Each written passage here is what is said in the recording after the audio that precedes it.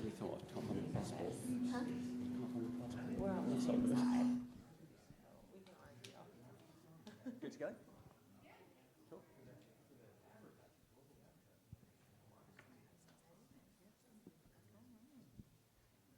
Hello? Is it on? Can you hear me? Okay. Hi, welcome everybody.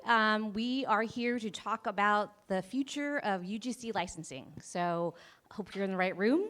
Hopefully you had a good day yesterday with all the virtual panels online. And we're happy to see everybody in person today. So my name is Wendy Nussbaum. I'm a partner at Barefoot Media.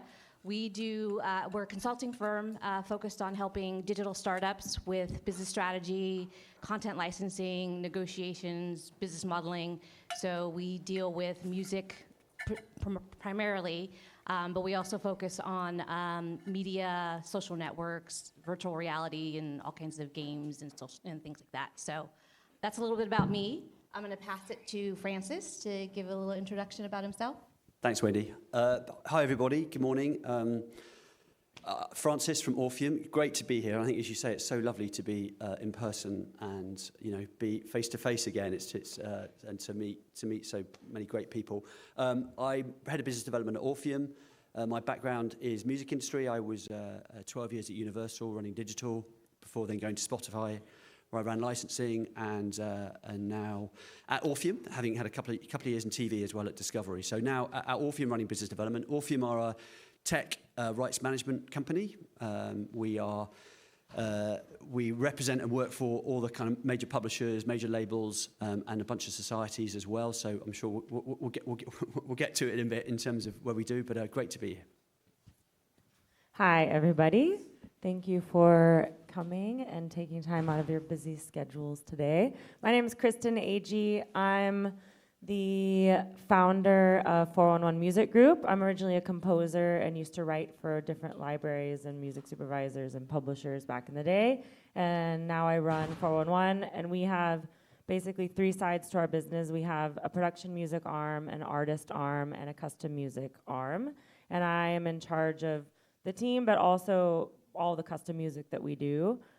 So we're, I think, most relevant on this panel, a sound partner to TikTok. So any brands that go to TikTok that need music for their ads, we do the music for. So we've had about 10 massive TikTok campaigns in the last 2 years that have like 55 billion views cumulatively.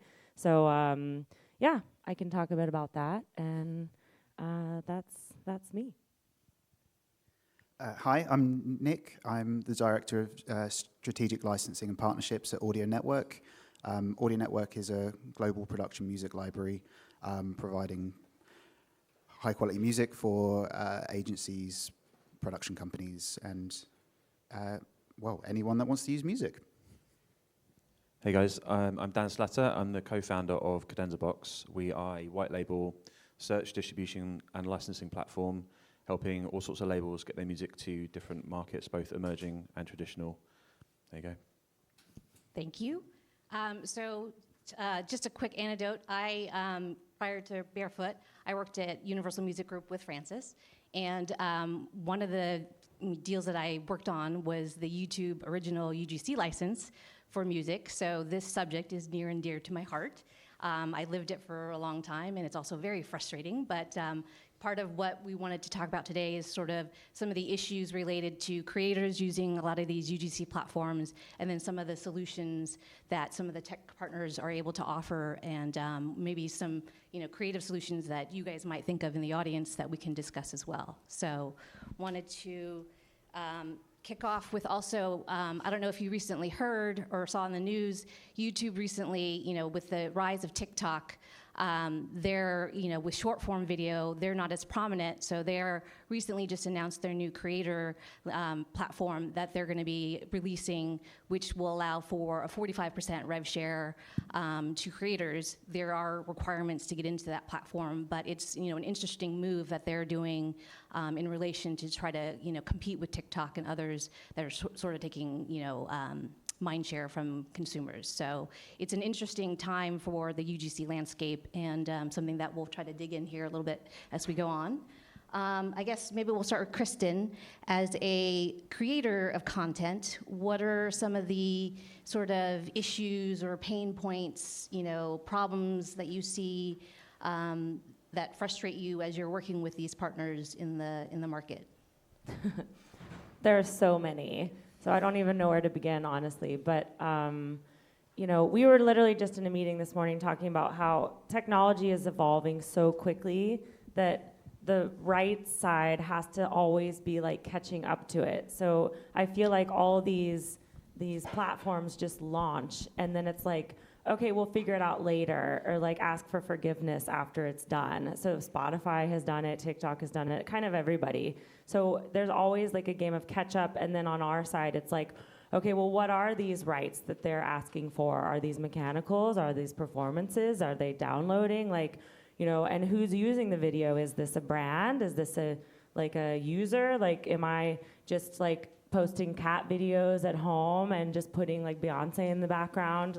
That's sort of a different use. So from a rights perspective, because we do a lot with TikTok, we have TikTok and brands coming to us wanting legitimate licenses for the music, which is great, and they pay us for it. And then we try to monitor those uses. And then there's users using our music all the time, every day, that we're also trying to monitor and be like, okay, is this an ad? So the way that we look at it, and the way I think TikTok also looks at it, is user-generated content that is not sponsored or a brand or an influencer posting about a product is just sort of free to use. I think the majors also argue that, and it's a complicated issue. But if it's a brand and suddenly you're advertising like a skincare line, then you need to pay for that music to advertise your product. So we will go through the thousands of uses at this point manually, which is not ideal, to try to monitor all the music that's getting used on TikTok as an example platform. So and we find people using thousands of infringements all the time, but it's like, how do you police that, and what do you do? And then if you can't charge them for the music up front, then is there a back-end revenue for that? How do you track that? So there are just so many different elements and components to trying to figure out how to monetize your music on these platforms, and it's kind of a mess, and nobody really totally knows, and nobody also has the data to, even on Netflix, they don't necessarily share that data of users and viewers, and so it's just really, really hard to track. And how many people in your company do you do that does this tracking and monitoring? I mean, is it even reasonable to do that? And it's not. I mean, we actually work with different third parties to help. It's impossible for us to track everything. There are 9 of us, Danielle. Danielle's our business affairs director. She does all of our royalty, registrations and agreements and accounting and stuff, so she should maybe be up here. But there's 9 of us in-house, and she's helping me monitor. We also have our head of marketing, who also does a lot of placement management and tracking, is also monitoring with 2 of our interns. And then we have a head of global tracking who used to work at ASCAP, luckily, who knows what he's doing, also tracking. So we kind of all, unless they're strictly on the creative, are trying to figure it out. And it's just impossible for a team our size. It's really like a game Honestly, of for whack-a-mole. any team, any size, you kind of need someone who specializes in this kind of thing to do it, I think. Thank you. Nick, what about you? What are some of the frustrations that you find sort of with these different platforms and, what you're seeing in the marketplace? I can't really add much more to that. It's really is just all of the platforms are creating their own unique ways to provide music and share revenue, and there's no sort of cohesive sort of method of doing this, and it means that, to your point, that we're just forever behind playing catch up. It's a real issue, and it's hard actually to even think of a way to be proactive and get ahead of this and get ahead of a curve. I think there's more that can be done as a community of production music companies and music companies to work together to get ahead of these sorts of things. And my voice has gone really weird, it sounds. But working together, I think, is the way to do that. Working with companies like the PMA is going to be how we collectively get ahead and ensure that it's a fair remuneration for everyone. And I know, Francis, you've seen both sides of the equation here for UGC, licensing it in the past, and then now sort of working with technology to help fix the problem. What are some of the things you see that, people in your business can help with on the creator side? Yeah, I mean, I think it's interesting. I kind of look back to, it's quite an interesting comparison with how you kind of look back to, 2008, 2007, when we kind of, the entire licensing changed from being a la carte download to subscription. And I think I think we've got to think about creator, okay? Creator is arguably, look, where the money is generated. That's what the licensing comes from. We want creators to have the lowest point of friction to be able to create videos, create content, sync music, get access to that music. And I look at it, the reason I compare back is because I think about, we had millions of users, obviously, back, you think, kind of 2007, 2008, there are, millions and millions of music fans wanting access to music, weren't willing to pay, 99 cents or whatever it was for a track and an album, and it was all locked, and DRM and all of that. Too complicated, piracy. And so just pirated everything, and mass piracy. And this kind of scarcity model just was always what we're trying to say, that this has got to change. You've got to break the scarcity model and actually make access to music and, whether it be through search, find, browse, download, just across all your devices. And of course then, the subscription services thankfully kind of turned up and said, hey, look, we've even got models where it's for free. And I think that, I think we have to look at that and think, look, you've got to move from this kind of scarcity model to actually allow creators access to whatever music that they want, and that is critical. Okay, prices and all. There are many factors of that, and I think that's why you mentioned YouTube, Wendy, in your opening. You mentioned YouTube's announcement yesterday. Look, it's something they've got to do. It's a big move that they've made. In some ways, I think we've got to hope that it is successful, because at the moment, all the creators and the kind of UGC creators and digital creators just go to TikTok, because again, that's the lowest friction. You can just access anything, sync the music, create your video, post it, and so that's why TikTok at the moment is so successful. So I think it's there are many factors, obviously, in terms of that. Ultimately, technology is what's, it's us all kind of embracing technology and using technology to make sure that the factors of that we stay in control of, and therefore can license at the right terms and so on.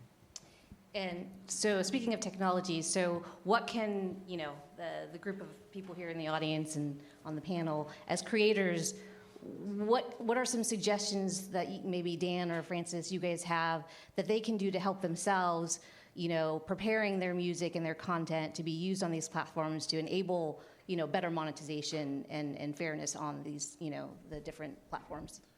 I think, to Kristen's point of finding many infringements almost all the time, there's a feedback that we see from our clients that target these types of users, the content creators, is that they don't understand what the clearances are a lot of the time, and they don't understand where the restrictions lie and where the barriers are for their usages. So one thing that we try and encourage from our platform is to simplify, talk in the vernacular of those licensees, rather than, to be fair, what most of our clients as production music libraries are used to is talking in a licensing language which has come from another age, and the adjustment is happening, but it's something that's taking a long time. And so to speak to those users, those content creators, which are a largely different demographic anyway, is a really strong step in that direction.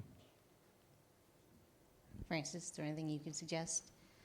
Yeah, I think, look, technology, obviously, I mean, you production music have got, I think about, there are kind of, I suppose 4 big revenue streams that obviously you guys are amazing, to the licensing side, to film and TV, and to advertisers, and the big sync deals. That's obviously the main predominant source of income that need to consider and keep growing.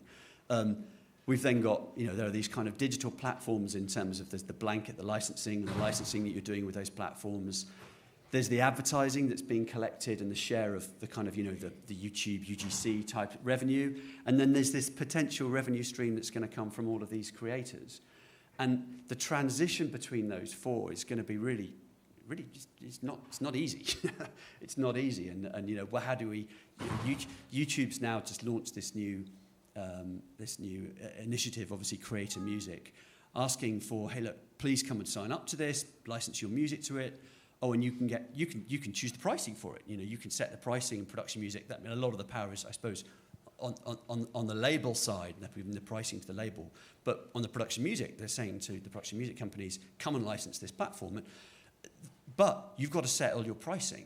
How do you know what pricing to set? What's the right value to be able to set for these licenses? And I think that actually all of this, to manage that transition, you need technology, you need data. To Kristen's point, tracking data and all of this information that you're getting, what's the right way of actually being able to, assess that, use that, and then to make business decisions, which is difficult. And YouTube's been around much longer than TikTok, and we track and monetize all of our music on YouTube, and there are platforms for that. But I feel like no one's really doing it on TikTok yet that I'm aware of. So we can't really monetize all these uses. Like, it's coming in through performance revenue and there is a payment through TikTok, but it's just a totally different way of looking at it. So TikTok and YouTube and the way they pay out is different. And we kind of need somebody to come in with their tech, and it's like everything that we have fingerprinted. It's like, slap on that platform and pay us, like we're doing with YouTube, and then we don't have to think about it, and then we can go on issuing all of our ad, TV, and trailer licenses like we do, and then we don't have to worry about all this tracking, but because it's impossible to police. So we need the same sort of tech on the TikTok side. What's funny is YouTube had this platform. They had Audio Swap, which was, the initial, you can just go in, if you're using Beyonce and that gets copyright flagged, you can go in and find a track to replace it with. But then they got rid of it, and now they're sort of adding in this new element. So it feels like a slightly improved version with payments running through it, but it'll be very interesting to see how it's adopted. So Kristen, you mentioned, the different types of payment. So TikTok has what they call a creator fund, which in the past it was, they announced it was like $200 million that they share amongst a pool of all the creators, and then it's going to be increasing to $1 billion in however many years from when it was announced in 2020. So, it's a pool for all creators, and it's not based on usage, it's based on, creators. And so the more creators there are, the smaller piece of the pie that you're going to get. Whereas YouTube, with this new announcement, they're looking to do it on a sort of, close to what they were doing in the past, which is a revenue share, which is 45% is what they've announced that they are willing to share. Do you think that's the right model? And, is it better for creators to have that flexibility versus, just one pool? And what can they improve on, or some ideas for maybe how you can go back to these, platforms to discuss a better share? I mean, I don't know. I can't really say if it's the best model in a way, but when we, as a sound partner, and if we do like brand campaigns, that's where we focus on, because that's where the money is for TikTok, really. Well, part of it, but we get paid up front to do those campaigns. So it's still a traditional license that we're issuing with a rate, and it's a good rate up front. And then you have to track the back end. If it's custom, that's very complicated, because we've had issues where your tracking on TikTok is based on the ISRC, and if it's a custom track that hasn't been released on the DSPs yet, then you can't track the back end. So one of our videos we did with Victoria's Secret, and it was actually a hashtag challenge. How many of you guys are on TikTok, by the way? Okay, I'm not a scroller, but we are experts in the music and licensing side.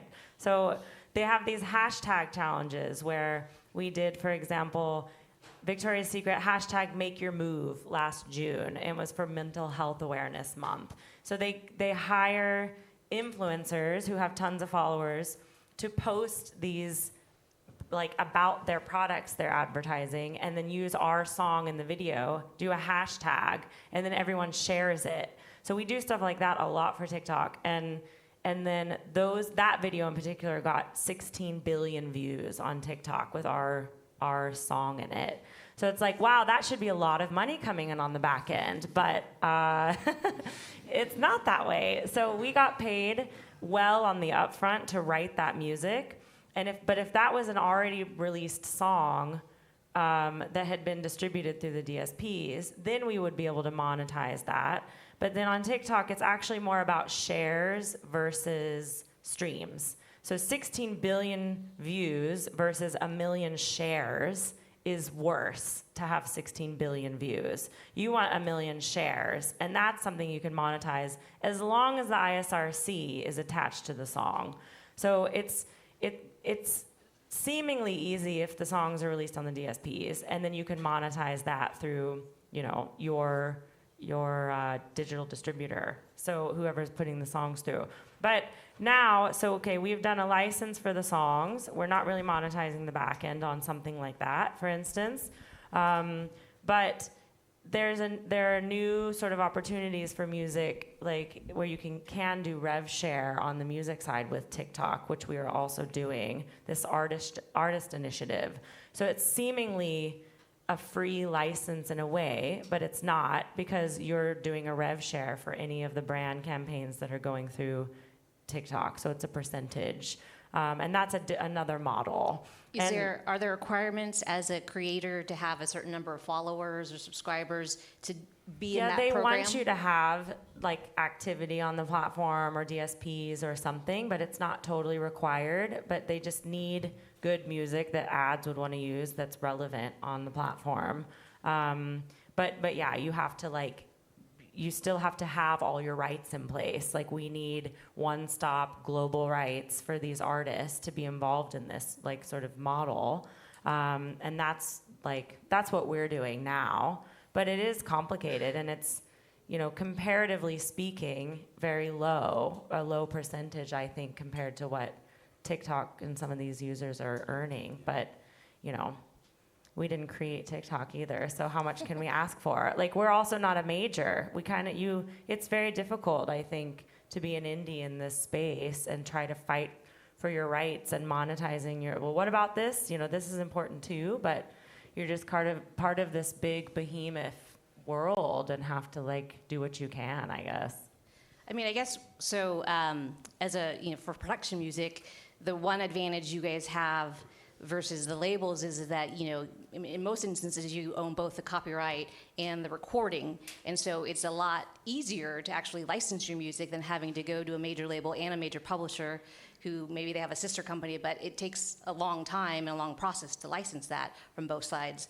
Whereas with production music, if you own all rights, it does make it easier for some of these partners to do deals quicker, which may in the future that may help you guys negotiate better terms. I think you're right. That's absolutely, there's a lot of leverage there that the industry, the production music industry, has got to be able to get these deals and get these platforms. Frankly, building the tools and the transparency and the data sharing that is required to properly participate in their growth and their success. Talking about, I saw that on the YouTube announcement, it talked about their number of creators, and obviously they're opening the funnel of creators, particularly to shorts, particularly to the 30-second use and the short use, and because they know that's where TikTok is being incredibly successful. I think it's funny seeing the number of hands in terms of people who use TikTok, and have used TikTok. TikTok quote that 1 in 2 of the users actually create video as well. It is a social network. It's very interactive. It's very easy to use, and so therefore they've got a very high engagement. With I think, what did I see? I saw last night. I think 1.8 billion users. I think was their last kind of quote in terms of number of users. Their last press. But half of those are in China. So let's say, 1 billion users or so, of which 1 in 2 are actually posting and creating content. You compare that with YouTube, which is 2 billion users, but only 2 million creators, 1 in 1,000. So, it is a huge difference. And so you can see why YouTube is, absolutely so focused on creator and getting kind of, the focus on the creator market. Because if you get the creator, you get the content generation, that's obviously where you're going to get the growth. And I think that's where, for us, it's fascinating. The tool, what they need to do more is certainly in terms of the tools and the platforms and what they allow. You know, the YouTube Content ID is so far ahead of where those platforms are. That's where we need to kind of put pressure on to provide those tools so that then the claiming, the data, the reporting, all of those things that are required to really build the healthy ecosystem. Okay. So now, what are some ways you think, Dan, maybe that you can help, or what some of these to drive engagement? Some of these, solutions that the different creators can have to sort of drive engagement on the different platforms, or. I think there's platforms out there that have stolen the march on that, Epidemics, Artlist, people like that. But there's such a vast wealth of incredible content in the production music industry. There's a barrier at the moment of how does this industry access that same market. And I think one of the things to remember is just how vast the content creator space is, how many of them there are, and that instead of needing to be a broad spectrum attack of like we can create a massive platform that targets the entire industry of these content creators, there will be niches within this which different catalogs will be able to find a market to specifically. A gaming set of videos in YouTube, for example, that might suit a sound design library could be a very small marketing effort that targets those guys. The tech people on the platform, I feel like the focus has always been on YouTube, but are you guys also looking at solutions and tracking for all the new social media and digital platforms like TikTok, or? Yeah, well, I mean, I'm happy to answer 100%. I think that talking about the kind of creator and removing barriers, of course, the one big barrier that creators have experienced, or the bad experience that creators have got, is they use a track, they use a piece of music, they license a piece of music from you guys, they put it on a UGC platform, and bang, they get hit with a content ID claim, and that is a horrible experience, and that they don't understand. And I think that actually applies to kind of bigger licensees as well as smaller ones. It's big brands, it's big companies, and in the past, whitelisting has been the solution to that. Just whitelist, allow me to use it. But I think even when we then look at the millions of individual creators are out there and the semi-professional creators out there, they'll buy a track, buy a piece of music, stick it on a UGC platform, and again get caught by a content ID claim. They just don't understand it. They get very frustrated. And this was a problem that I think we've all experienced over the last couple of years. We built a piece of technology, Sync Tracker, to solve this problem. In actual fact, working with Audio Network, who said, look, we've got this big issue. Can you help us fix it? And so by building a tool that ensures that we look at the terms of the license that's been granted, and we ensure the fact that the product, we ensure that claim is released under the terms of that license. So it might be a period of time, it might be across a certain channels, it might be a number of videos that can be created. There's a number of fields that we can fulfill, and we look at the terms of the license, and then we ensure the fact that the creator gets a great experience. And that is, that's where technology can help. Sync Tracker's now, I think, done something like 4.7 million licenses we've issued through Sync Tracker.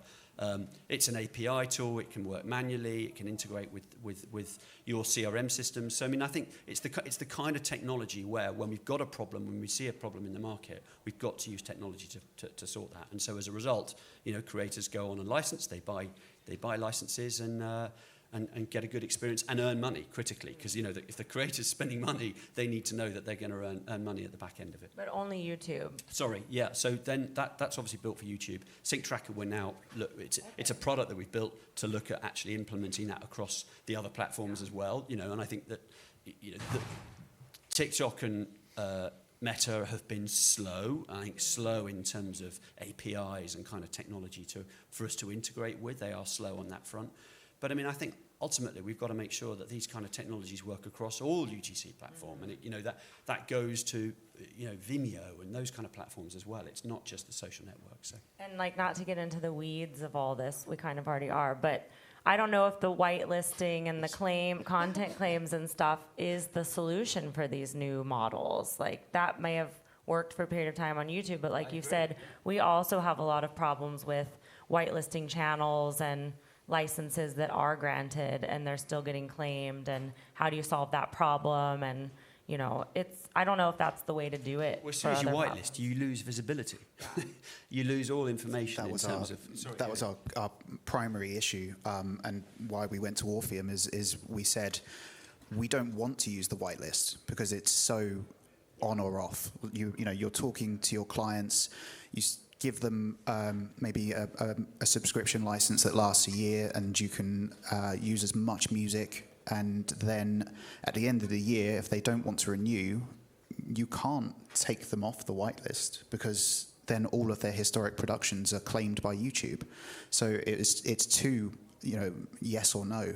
So the idea that we had and what was built in Sync Tracker was the ability to clear each individual video between two dates and solve that issue so that moving forward, if that client decides not to renew, or if it's only for one sort of set of videos, it's all taken care of. That video is cleared in perpetuity, and we're set to go. And hopefully this pressure is on you, but now that we have that centralized database, we can use that technology across other forms of social media, but still have that one license that we can link back to our customers.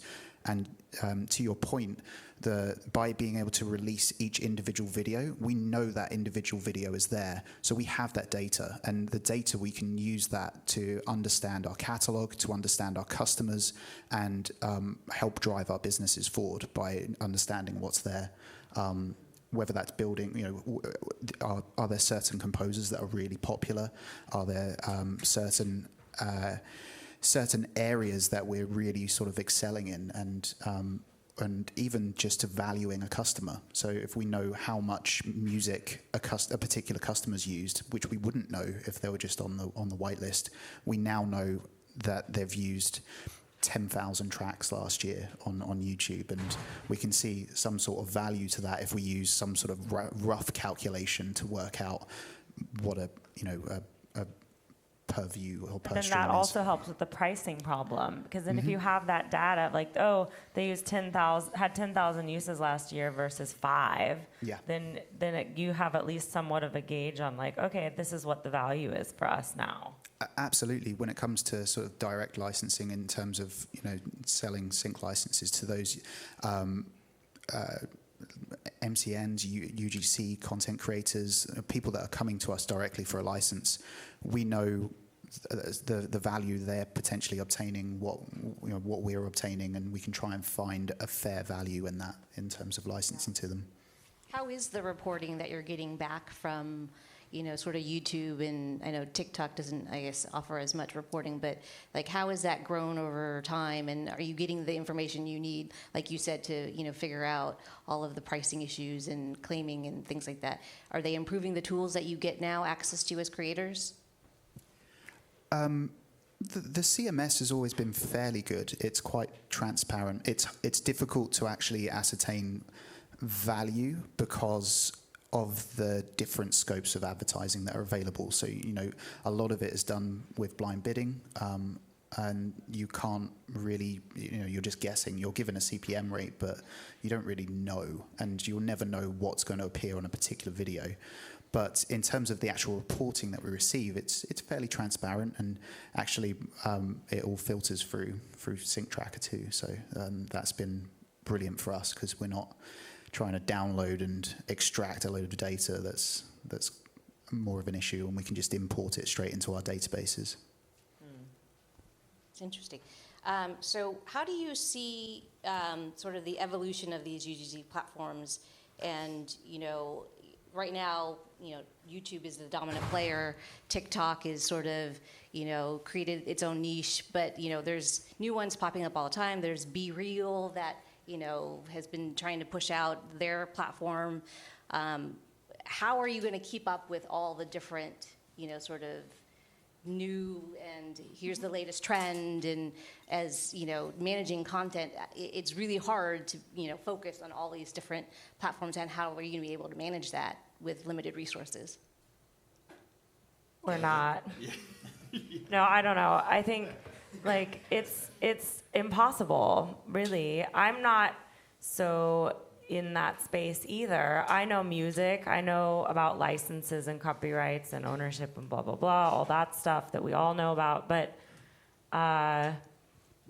recruit young people. Yeah, I think you just come to things like this and talk and read articles and like learn about stuff, but like at the same time, there's an evolution process for us too as content owners, well, on the music side, and we have to also be up to speed and be like, we have to flag stuff like, well, hang on, you can't just use this music here, like you need a license for this, and like we need to make money on it, we're a business. And I think TikTok has overtaken every social media platform, like engagement, everywhere. Consumption, and creators, and music. And music is used more on TikTok than any other social media platform by far. Like music on Instagram is annoying. Music on TikTok is essential. So it's such an essential part of what they do on TikTok. And so I think as a music creator or like licensor and owner, you have to just be aware of it and like, do the best you can, guys. Yeah. I don't know. I agree. I mean, I think we're obviously a technology company, and I just quite seriously recruit young people. I think I'm not joking in terms of understanding how platforms are being used and what the experience is and so on. I think for us as a tech business, these problems are often the same problems that exist across all platforms. Yeah. I think we're aware the music industry's problem is a data problem. Yes. The consumer experience actually now is incredible, and thankfully we're getting amazing, growth in the music industry, is incredibly healthy growth after years of erosion. And I think we're seeing new platforms pop up, which is great. That's exactly what we want, because consumption change, demand changes, format changes, and as a result, we're seeing, we're constantly seeing things popping up which we should support. I think as a technology company, we think about problems. We don't think about, let's solve this on this platform. You think about a problem. Data matching is a problem. Let's build technology to fix data matching. And then you get that absolutely right, which, we certainly believe we have. And then you look at it and you say, actually, this is the same problem on YouTube that therefore exists on Meta and exists on TikTok and exists on the MLC. The MLC, this enormous unmatched pool of royalties, is because they're not matching properly. They haven't got the data and the reconciled data works picture to be able to correctly report. So I think as a technology business, it's actually thinking about problems, because often if you build products and use technology to build products, then those problems apply in multiple places and you can use the same. Yeah. I think like as a rights holder perspective, it would be magical, ORFIUM or any other tech company out there, is if we, it is the same piece of music we're trying to track. And if you tag that and have it fingerprinted or watermarked or whatever, and then every new platform that comes out, it's just automatically flagged. It's like, okay, hang on, this is a piece of, this is a copyright, or this is, a license you need, flag it. And then like have the data accessible to the rights holder who own the music or control the music, and then monitor it and be like, okay, now what do we do? At least we know it's there, and then we can issue a license, or we can say yes, like rev share model, whatever the model is, and then ideally, if there are any performing rights organizations in the audience, then it's filtered through a portal on the back end so that we're paid for it. And then it makes our jobs way easier. Then we can be creative and we can find new artists and we can do all the fun stuff that music has, to offer. But we're so bogged down, like you said, with the tech and the data and the new this and the new that, and there's always going to be some new way of doing it. But if we could just easily flag all of our music, no matter where it is, we know where it is now, and then at least you have like the information to do something about it. Yeah, I mean, it feels like you guys spend so much more time trying to catch up, finding the infringement and claiming, and it stunts the creative process for you because you can't focus on creating the music, which hurts everyone. And so you have to pick your side. I used to compose, and now it's like, this is what I do. Yeah. So music publishing, it's not so fun. No, I think it's fun. I actually love this, but it's really hard to track. And at some point, you kind of give up, and you're like, well, let the majors figure it out. But that's also not a solution either. No, like, there need to be strong indies out there fighting for their rights for their artists and their composers, and like an alternative to that. And it can't just be the like, yeah, this major is going to strong arm this PRO to get these payouts and these rights and do better deals. Like, but that's sadly how it is. And I feel like if we had the data and the tracking potential, then we have more power to be like, well, that's our piece of music, so either license it or remove it or rev share with it, you know, like. But either way, it's still a piece of art, like your video and your content of your cat or whatever. Then we also like have the right to monetize that side. Yeah. So you mentioned, like, you know, YouTube is sort of the ultimate place where UGC is and has grown from the beginning. And TikTok, everyone's there, but you're not necessarily monetizing as much on TikTok as you are on YouTube. And it seems like TikTok is kind of a springboard platform where people can kind of get their content out there, become an influencer, and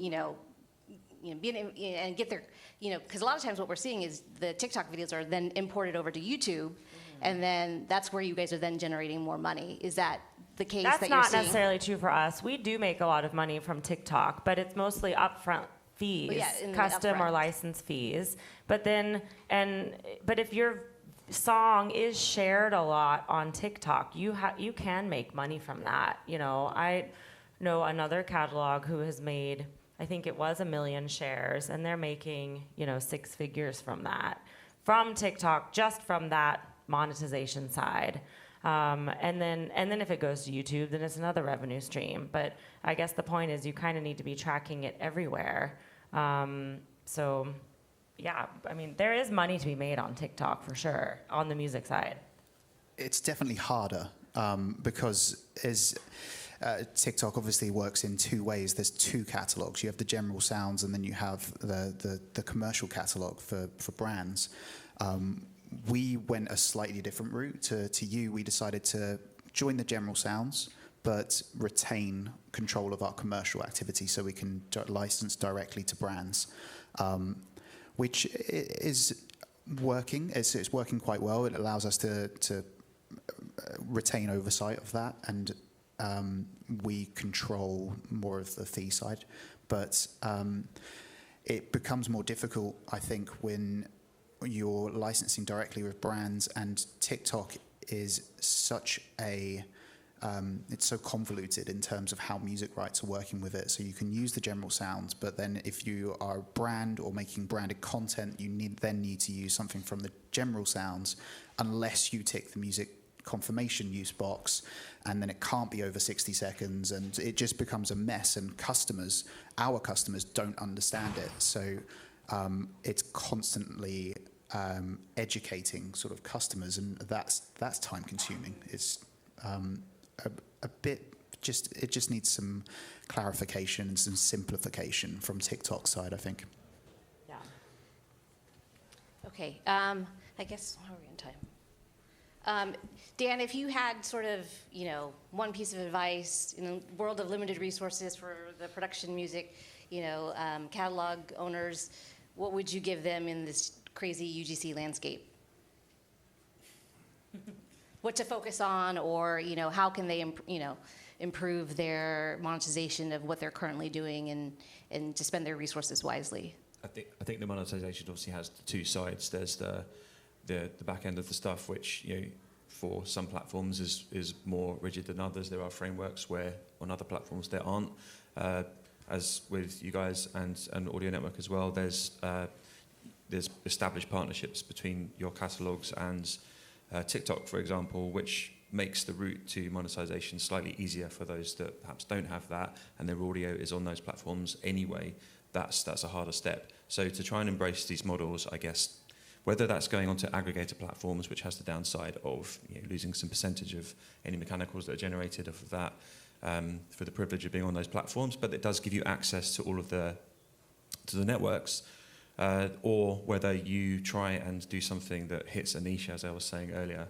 I think just embrace the strengths of your individual catalogue, find the places where that works in a market which has like an endless tail into the horizon of possible revenues.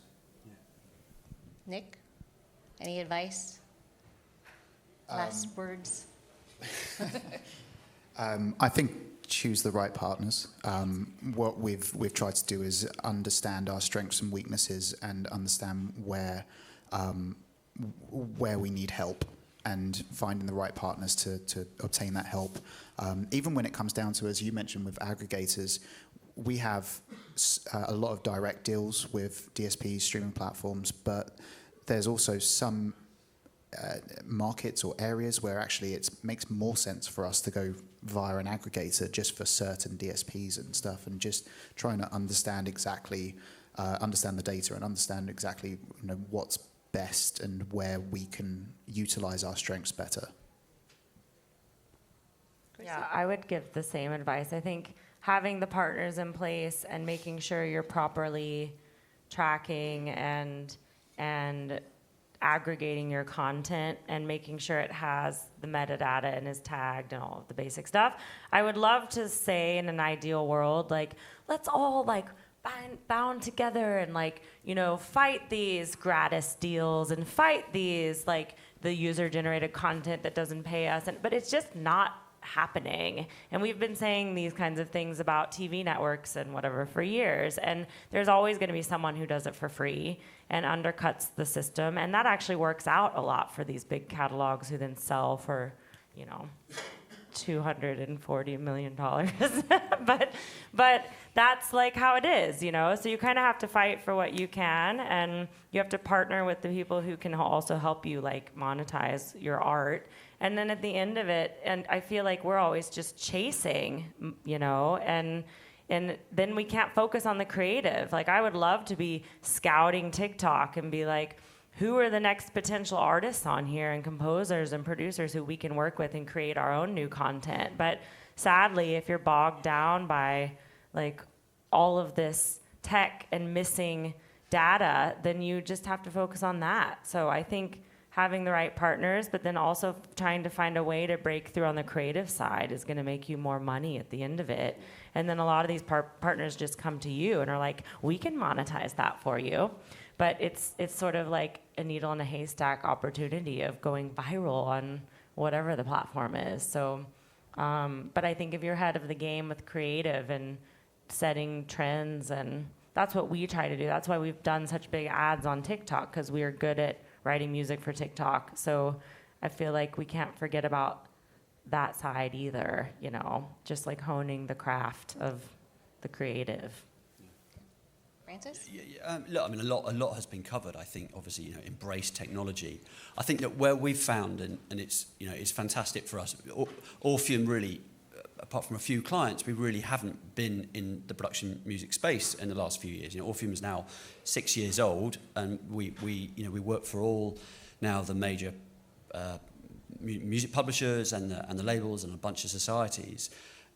And the revenues have grown incredibly since. I mean, it's the numbers are very, very significant. And I think since we've been working in the production music space, actually we're slightly shocked how little revenue is flowing through from the UGC platforms to production music. And so I think that actually there is a huge amount of upside.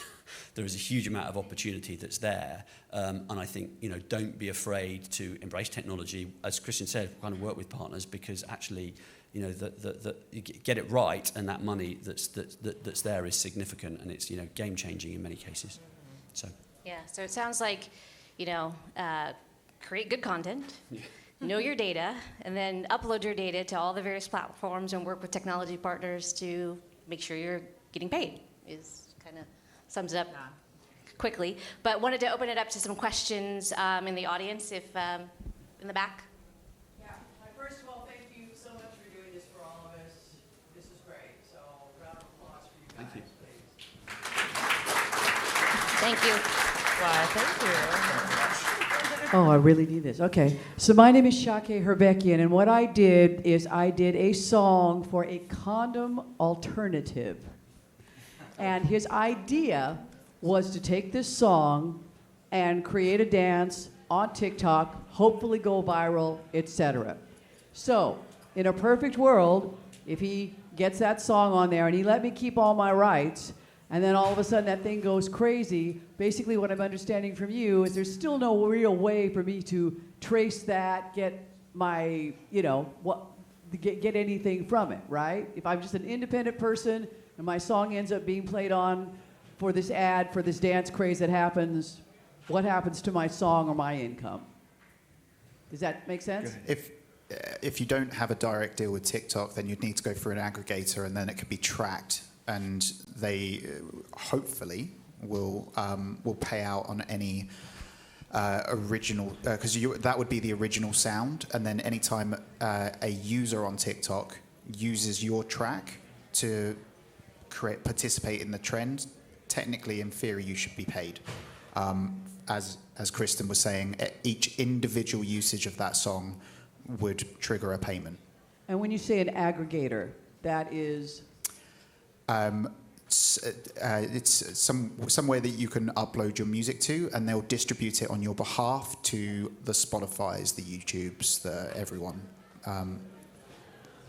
Got you. So if he just puts it out and does it, then that's not going to do me any good. I have to go through the aggregator to get any residue. I would say it's a safer bet to ensure that your track's in their system and will therefore match with the upload and create that sound. Or a partner who has a deal with TikTok or whatever to be able to collect on your behalf. That's right. Thank you very much. Yeah, if the song is on the DSPs, on Spotify, Apple Music, whatever, then and you have to make sure it's also going to TikTok, otherwise no one will ever access the song. So if it's on the DSPs and distributed through TikTok, then yeah, you'll earn the revenue through however you distributed it.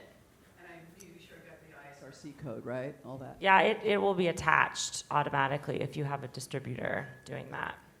And they will also create a UPC for you, so like the barcode number, and that will help as well. Any other questions? One question. I have done numerous scores for a pretty popular animated series, and we're releasing the scores. That might be something interesting to TikTok because of the level of those viewers.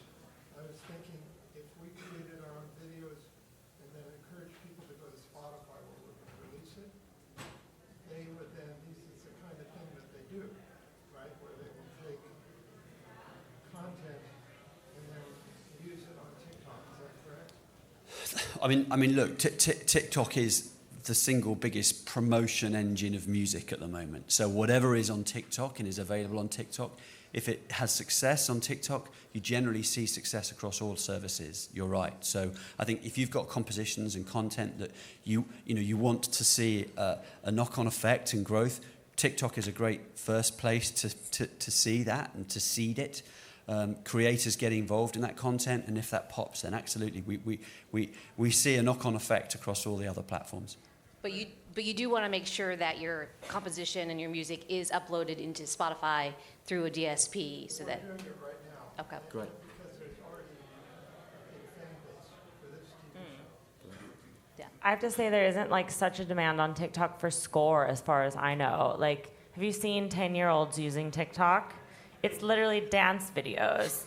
And it's like whatever the next song is, and they make up dances. Like, that's a huge use on TikTok. And I think that's the most popular thing. And I have to say, like, the streams don't always translate to other platforms. Like, Depending on the content. yeah, depending on the content. If it's an artist, and like Drake puts out a song and it gets big on TikTok, that does translate. Like old songs, like Stevie Nicks songs coming up, But I think we've had those 16 billion view songs that we release full versions of on Spotify, and they have less than 5,000 plays on Spotify. So it doesn't always translate. Well, at the same time, I released an album of my band that I had a hit record in 1968. So that would be Yeah, those things come back, Yeah. that would be a great place to put TikTok. Yeah. I mean, People. I Love You was the name of the song. And it was People, I love you. That's a great closer. Check it out. yeah. Check out that song. Any other questions? I have a question. I guess it's just about because it's my understanding that TikTok generates a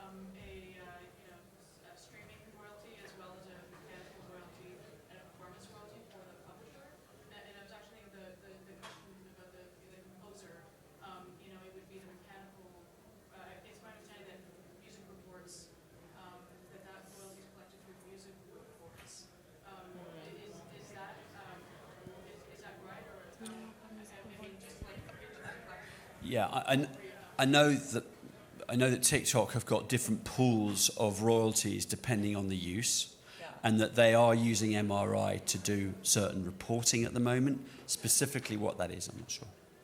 Yeah, there are different pools of revenue on TikTok, and music reports.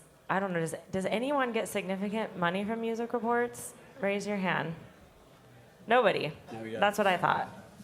There you go. I just wanted to add, like, I had to do a bit of research on this a couple months ago, and because the MLC took over what Music Reports was doing, but I've been learning my research that Music Reports was still handling, TikTok specifically, and a few other things. So it versus specifically a composer on a song that's in TikTok. Yeah, no, Music Reports does still report. We just don't earn any money from them. But we do report our content and data to them, but we don't earn anything from them. Yeah. Yeah, we get ours direct from the royalty pools, and then revenue from the PROs for the, well, technically I don't think I've seen much come through yet, but yeah. So just not substantial, whatsoever. In theory, you would hope that if you get 16 billion views, that you would be paid for those views. But I don't entirely know how it's going to work with PROs and TikTok. Our deal with TikTok's very new, so we haven't really had time to go through a ton of the data. And it could be there's a lag between the information data that TikTok is providing to MRI in order for MRI to then break it out and pay out to all the rights holders. So There are lots of glitches in that data also that they're trying to work out. So it's, again, if we goes had back to some data. sort of tech platform that could just tag all our music and track it and pay us, that would be great. Sounds like a problem that needs to be solved. Yeah. So go get them, guys. Any last question?